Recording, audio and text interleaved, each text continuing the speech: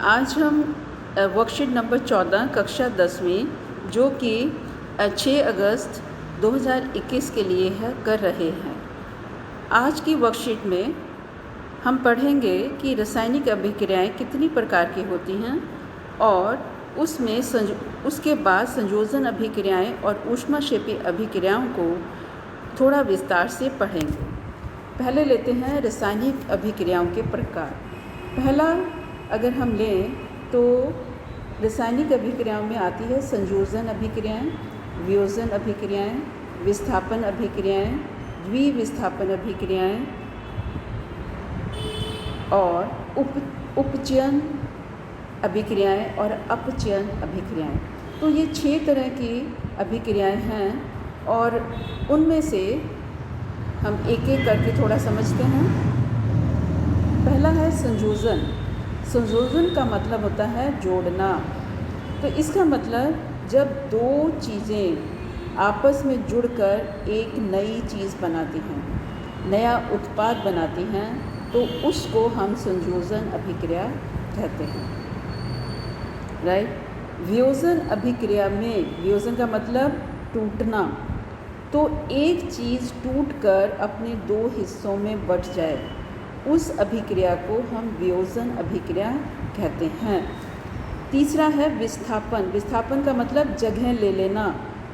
जैसे इस नीचे वाली अभिक्रिया में AB + C, AB कोई एक यौगिक है जो 2 चीज़ों से बना है और तीसरा एक नया कोई चीज़ है, वो ज़्यादा क्रियाशील है, तो वो क्या करता है, AB में से B को विस्थापित कर देता है और उसकी जगह खुद ले लेता है, तो उससे AC बन जाता है। ठीक है। तो विस्थापन का मतलब जब कोई एक तत्व दूसरे की जगह ले ले और उसे हम विस्थापन अभिक्रिया कहते हैं। द्विविस्थापन अभिक्रिया में क्या होता है, दोनों अपनी जगह बदल लेते हैं, 2 तत्व अपनी जगह बदलते हैं। जैसे AB + CD, तो A के साथ आपका आ गया है D और C के साथ आ गया है B।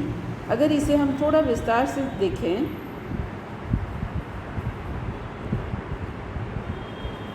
AB + CD arrow AD + CD, तो इसमें क्या हुआ कि C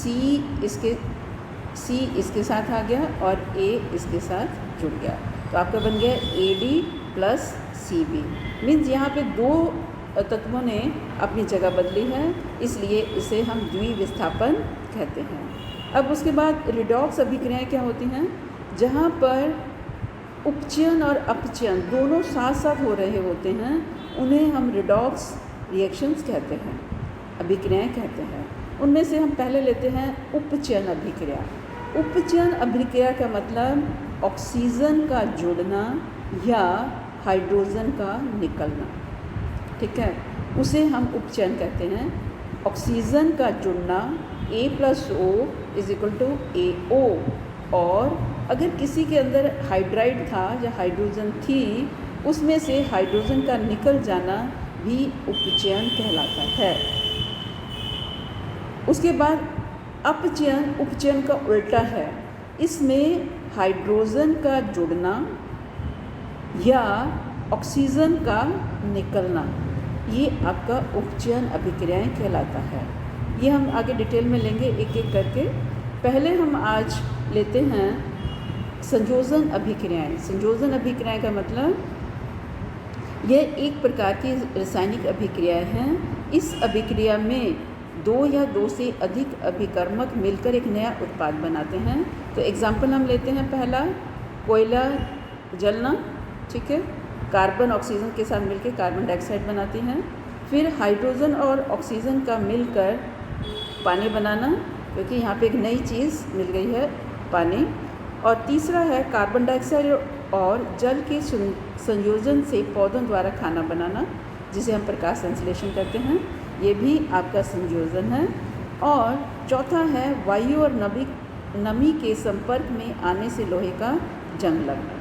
तो इसके अलावा भी बहुत सारी ऐसी अभिक्रियाएं होती हैं जो संयोजन में आती हैं, लेकिन ये सिंपल 4 अभिक्रियाएं आपको समझने के लिए दी गई हैं। अब उसके बाद आता है ऊष्माक्षेपी। ऊष्माक्षेपी जिन अभिक्रियाओं के दौरान ऊष्मा उत्पन्न होती है अर्थात तापमान बढ़ता है, उन्हें ऊष्माक्षेपी अभिक्रियाएं कहते हैं। प्राकृतिक गैस का जलना और श्वसन जो को ऊष्माक्षेपी अभिक्रियाएं कहते हैं। अब पहला लेते हैं, इसमें प्राकृतिक गैस मीथेन होती है। CH4 ऑक्सीजन के साथ मिलकर कार्बन डाइऑक्साइड, पानी और ऊष्मा बनाती है। तो इसका मतलब ऊष्मा पैदा हो रही है, तो ये ऊष्माक्षेपी अभिक्रिया है। और दूसरा श्वसन में जो ग्लूकोज है वो ऑक्सीजन के साथ मिलकर कार्बन डाइऑक्साइड, पानी और ऊष्मा उत्पन्न करता है, तो ये भी आपकी ऊष्माक्षेपी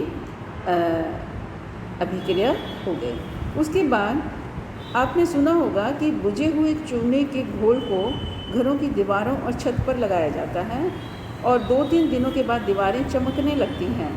बुझा हुआ चूना जब वायु में उपस्थित कार्बन डाइऑक्साइड के साथ अभिक्रिया करता है तो कैल्शियम कार्बोनेट बनाता है, जिसकी वजह से दीवारें चमक जाती हैं। आपने देखा होगा कि जब हम चूना कैसे बनता है, जो दीवारों पे लगाना होता है, बिना बुझा चूने को पानी में घोला जाता है, बिना कैल्शियम ऑक्साइड को पानी के अंदर घोल के आप कैल्शियम हाइड्रोक्साइड बनाते हो, वो बुझा हुआ चूना है। जब आप इसको दीवारों पे लगाते हो तो वो आपको पानी जैसा ही दिखाई देता है। चमक 1 या 2 दिन के बाद आती है।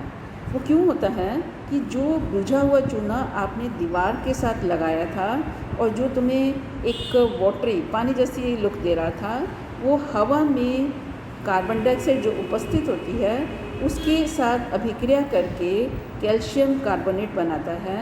वो कैल्शियम कार्बोनेट ही आपको चमक दे रहा है। ठीक है, तो ये इम्पॉर्टेंट क्वेश्चन है कि दीवारों पे जब हम चूना लगाते हैं पहले वो चमक नहीं देता, 2-3 दिन के बाद उसमें चमक क्यों आती है, तो आपने ये वाली अभिक्रिया लिखनी है। अब आते हैं हम प्रश्नों पे। पहला प्रश्न है, बिना बुझा चूना और बुझा हुआ चूना क्रमशः हैं, तो इसमें से आप देखेंगे बिना बुझा चूना इज़ कैल्शियम ऑक्साइड और बुझा हुआ चूना होता है कैल्शियम हाइड्रोक्साइड। सफ़ेदी के बाद दीवारों की चमक का कारण क्या होता है, कैल्शियम कार्बोनेट। इनमें से जो अभिक्रिया ऊष्माक्षेपी नहीं है उस पर चिन्ह लगाएं। श्वसन क्रिया ऊष्माक्षेपी है, मोमबत्ती का जलना ऊष्माक्षेपी है, लोहे के टुकड़े को पानी में डुबोना ये आपका ऊष्माक्षेपी नहीं है। ठीक है, ये नहीं है। अब उसके बाद चौथा प्रश्न है, इनमें से संयोजन अभिक्रिया का उदाहरण नहीं है, उस पे आपने देखना जो नहीं है।